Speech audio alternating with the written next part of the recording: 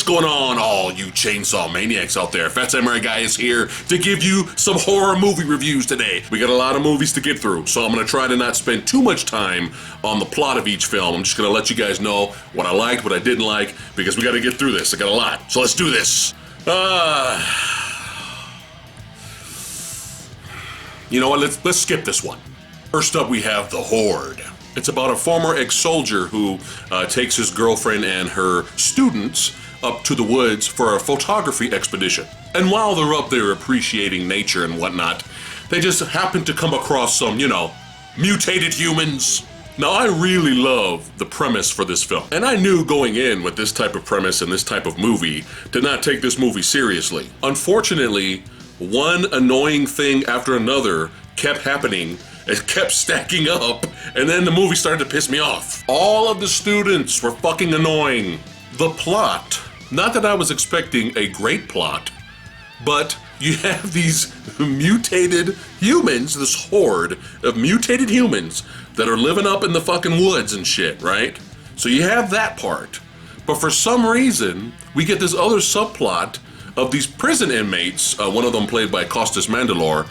Two guys, these prison inmates, they escape prison, okay? They somehow come across these mutated humans, and now they're living with them, and they have created some kind of drug empire, some kind of drug smuggling plantation in the woods, and the mutated humans are just working for them, and they do what they say? And I'm like, what the fuck is this shit?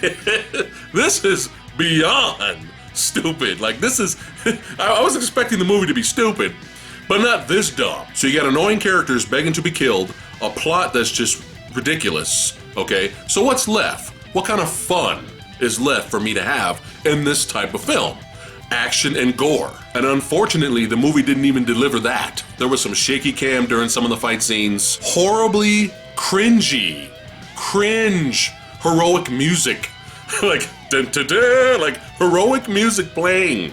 And the first fight, okay, Paul Logan, the actor, okay, the badass, the first fight where he fights the first mutant, they're playing this cheesy heroic music, and I was just like, oh my god, this is horrible. The action was very uninspired. You have Costas Mandylor, Bill Moseley, and Vernon Wells in this film, and their talent is wasted. And what the fuck was Don the Dragon Wilson doing in this movie? This film should have had Paul Logan be this badass Rambo type character that completely and violently destroys all of these fucking mutants in a very satisfying and gory way. And despite there being some decent gore effects here and there, in my opinion, this movie kind of failed. Give me No One Lives over this any day. Pandemic. This is your usual, zombie apocalypse, cliche type of film. Set in the future, there's a virus going around, changing people, and there's different stages of the zombie form or zombie-like form, and they're trying to find a cure. We've seen this a billion times. But somebody out there saw Hardcore Henry and said, hey, we can do that. So basically, majority of the film is filmed in that first-person shooter type of way where you're becoming the character and looking through that person's eyes. And at first, there was a little bit of low-budget charm with the film. And I was kind of liking that. I was like, oh, that's adorable. Like, for example, they're in a bus, a prison bus, and they go through this tunnel. And zombies are trying to get into the bus, and, they're shooting and fighting the zombies and stuff like that. But if you look closely, they're really in a dark room. The bus isn't really even moving anywhere. Someone's probably shaking it from the outside. They have some wind machine going and some fog machine going by, so you get a little bit of the mist action going by. And I was just like, okay, that's adorable. All right, let's see where this goes. Despite some of the action being filmed in a decent way, not necessarily up to Hardcore Henry standards, but good enough for its budget. And surprisingly, the actors in the movie don't really phone it in. Like, they actually give a pretty decent performance. Like, they're actually taking it seriously. But unfortunately, halfway through, by the time you get to the third act, I started to get frustrated. And that's because we were once again introduced to dumb characters making stupid decisions and just getting killed. Making dumb decisions. Let's just go this way. No, let's go this way. And then they die. Oh, my only photo of my son my son's not around, so I only have one photo of him left. You know, and oh, the wind blew it away. I'm just gonna go out in the middle of the street. It's like, I get it, okay? I understand that's important to you. I get it. But when you're in the zombie apocalypse and you're trying to work together as a team to survive and try to find a cure or try to rescue people, you ain't got time to be that fucking dumb. There were even moments where the film would kind of trick you and be like, oh, I guess that character died, just to have that character show up later in the film and die horribly, like an even lamer, pointless death. It just made it even more pointless to bring that character back later in the film. And one of my biggest pet peeves with the movie, even though I was giving it a chance, I really was that they all had cameras in their suits. So everybody had the first person view. But unfortunately, there was obvious scenes where there was no camera attached, but then all of a sudden you're that person watching the other person talk. And it's just like, what? Like, there's no camera there. So by the third act, towards the end of the film, I was completely checked out. I didn't care about anybody. I wasn't invested in anything. And the ending just made me even more pissed off. From a house on Willow Street. The plot of this film is that you have this group of people that kind of plan this out ahead of time. They break into this rich guy's house, rich family's house. They kidnap the daughter so they can hold her up for ransom. And they take her back to their hideout. And they kind of find out a little bit later that they might be the ones actually in danger because a young woman has a dark secret inside of her. I really love the premise of this film. I love movies that usually start off on one path and then completely turn into something else in a good way. The film has some pretty decent makeup effects. I also like the concept of the demon that kind of feeds on your trauma, guilt, and your depression. That's different. I kind of like that. But oh man, the acting was inconsistent, man. Sometimes it was fine, but other times it was bad. It was bad. There was a character in the film, he had a mohawk, and his acting was so bad that these insane things would happen in front of his eyes, and everybody's freaking the fuck out. And this guy's like, I'm looking at this guy, I'm like, are you laughing or are you concerned? Like, what's going on?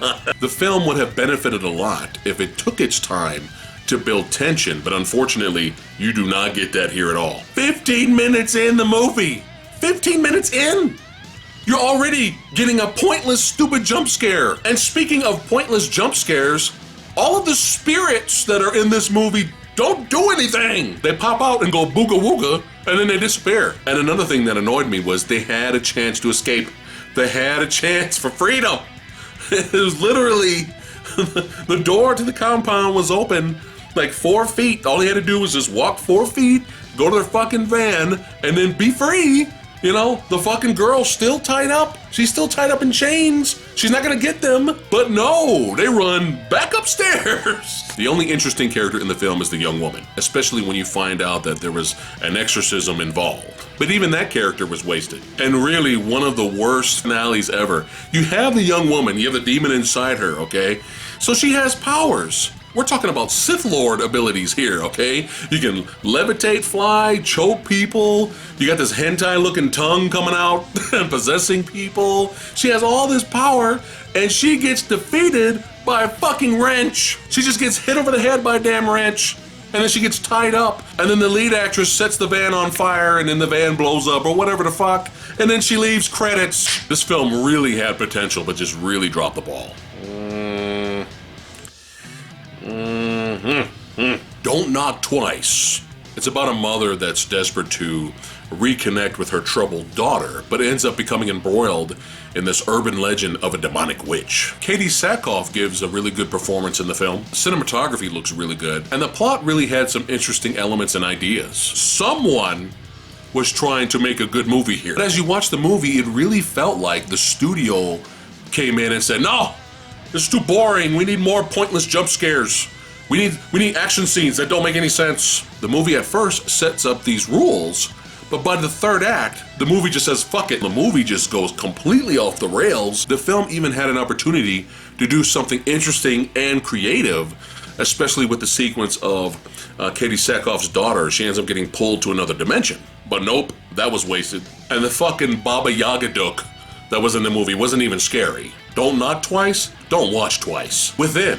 This film is about a family that gets a deal, gets a bargain on this brand new house, and they move in, and you find out later that, you know, there were some murders in that house, that's why they got the bargain. The movie tries to be smart in acting like it's a paranormal type of film, and then later you find out there's an actual real killer living in the house. There's a few solid moments of tension, and even though the daughter was really annoying, there was enough going on in the film to where my interest was piqued and I was invested. But I think the film's biggest mistake was having this big, gigantic, almost like 6'9" killer in the house.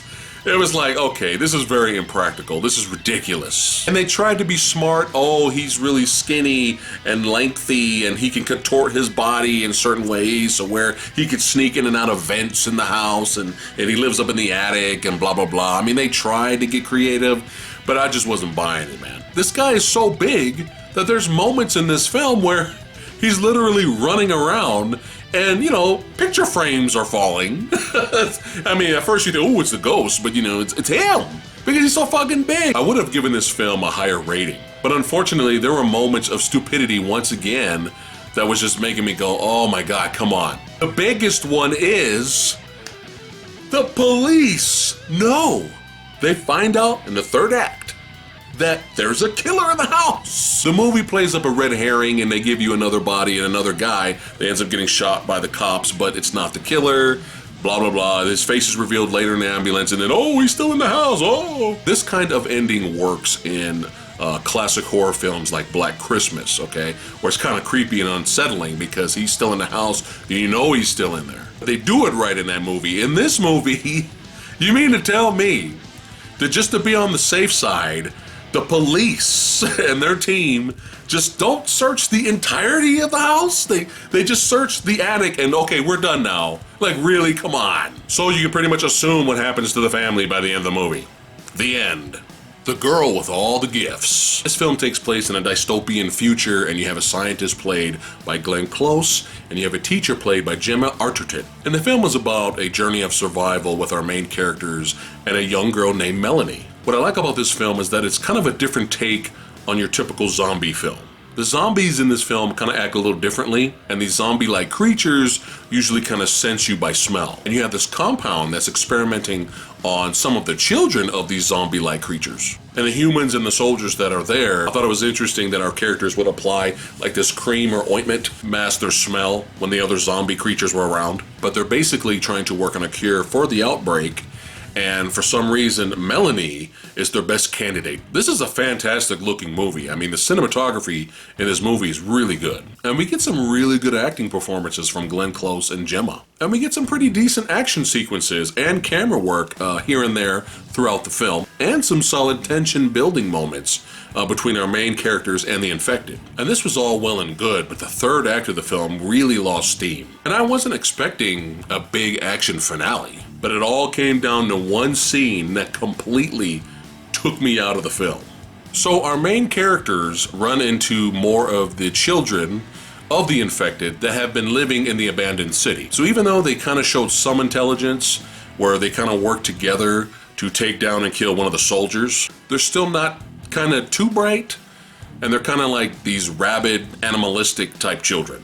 And that's all fine, but unfortunately, they don't speak English to each other. They bark. So you have this sequence where our main characters are surrounded, okay, by all these rabid children. And they look terrible. They look horrible. They look like their parents went to fucking Party City. You have this beautiful looking movie and this horrible, cheap looking caveman looking outfits for these kids. And so they're all surrounding our main characters, and they're all fucking barking. They're all just like blah blah blah blah blah blah blah blah blah blah blah blah blah blah. And so Melanie, oh God bless her, but oh, the actress, the young girl actress, this was pain. Her acting was really painful in this. But she ends up coming out and kind of playing the I challenge the leader type of role. So she's communicating with the other children by barking and yelling, okay? So 15 minutes, imagine 15 minutes of really horribly bad caveman cosplay children yelling and screaming at each other. So she comes out, she ends up fighting the main leader and beating him and whatever. But then she just walks around in circles and talks to the other kids. It is absurd. It is so bad. It was so bad that I felt embarrassed. I really felt embarrassed for the cast. And I was watching this movie, I was embarrassed. I didn't even make the fucking movie. But 15 minutes of blah, blah, blah, blah, blah, blah, blah, blah, blah. I mean, it's complete. I'm gone. Checked out. See ya. Bye. And the ending itself, I can see how some people find it interesting. Unfortunately, that didn't work for me. I think an ending like that would have worked maybe in a Twilight Zone episode, okay? Black Mirror, something like that. Maybe that ending would have been okay, but for this movie that was kind of grand in scale, to have a kind of lackluster ending that it had was kind of a bummer. Kind of a bummer. And again, I'm not saying I'm expecting this big action zombie or infected people shootout or action sequence or anything, or tons of gore. The film was very interesting, but everything just went pfft, like everything just sunk quickly. I would have given this movie a higher score if it wasn't for that third act. No. Darling, starring Lauren Ashley Carter. This film is about a young woman that comes in and she meets up with the owner of the house, which is played by Sean Young, and she kind of house sits for her and her family. While she's in the house, a lot of odd, weird, almost maybe paranormal type things start happening, and the movie starts to get really interesting. I love the way this movie looks, man. The cinematography, the whole black and white filter looks really great. The film does have a little bit of a artsy-fartsy vibe, a little bit of an art house vibe to it, but it was fine. It was fine. It didn't bother me. Really good performance by Lauren. I enjoyed her. I also seen her in another film called Jugface, which was a very odd but very interesting film. So things start getting worse and worse to the point where Lauren starts to feel possessed, and the spirit is kind of guiding her to do certain things. But I won't ruin the third act for you guys. It gets crazy, but I won't ruin it. But very beautiful looking, interesting horror film. I enjoyed it. The Void. Shortly after delivering a patient to an understaffed hospital, a police officer experiences strange and violent occurrences, seemingly linked to a group of mysterious hooded figures. This film does a great job of setting up this almost claustrophobic atmosphere and a real sense of impending doom.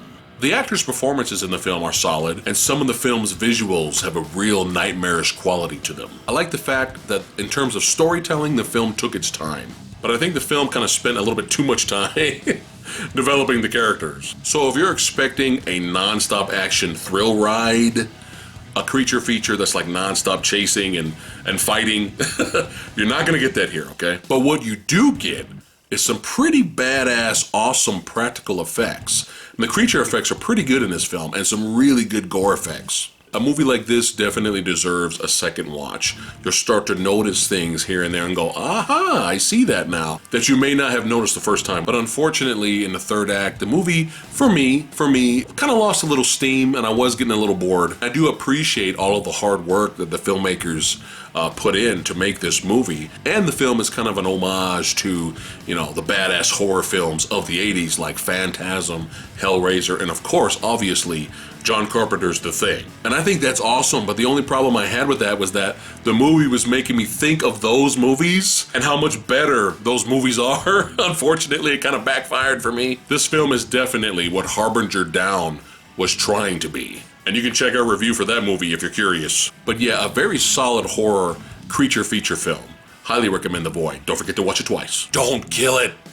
Dolph Lundgren is a demon hunter. That's it. That's the plot of your film. That's all you need. Did we need anything else added? Dolph Lundgren, Demon Hunter. I'm sold. Me and Lady Fat Blood really enjoyed this movie. We had a lot of fun with this film.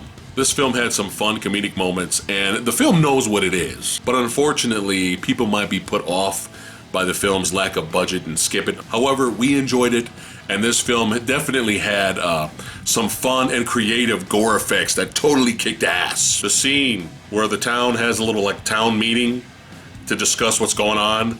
Yeah, what happens there is fucking nuts. It's awesome.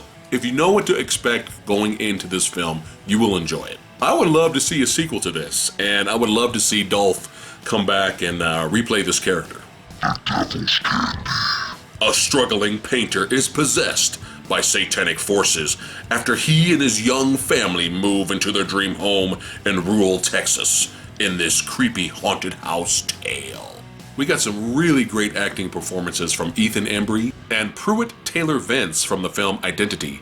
This guy was fantastic in this movie, man. This guy, he could play roles like this in his sleep. This movie is gorgeous looking. I mean, it's not like it's sweeping vistas and, you know, all this amazing mountain view and mountainside. No, but it's very beautiful looking. The cinematography is great in this film. I really enjoyed the father and daughter relationship. I thought they had a really neat dynamic. Speaking of metal, this movie has a fucking great metal soundtrack. I mean, you're just scoring points with me, movie. You're scoring points. And what I really loved about this film is that it has this very unsettling atmosphere. And you don't really get that much in mainstream horror films. Unfortunately, the film's not perfect. There are some subplots that don't go anywhere, like the father subplot where the house is kind of possessing him and he's painting this really disturbing painting. And for some reason, he can't stop painting it and he can't destroy it, but then later in the movie he can. Like, it didn't make any sense. This painting exhibitionist comes to visit him, and he's very, you know, has this very dark and demented way about him, and he's all like, don't worry, you're gonna be rich and Satan's gonna fund you. Like, it was very odd and weird, that whole scene. And then it didn't go anywhere. We never saw that character again. Like, nothing happened. Like, it was like, what the fuck? Like, what just happened? And the mother character in the film, the mom, she was fine.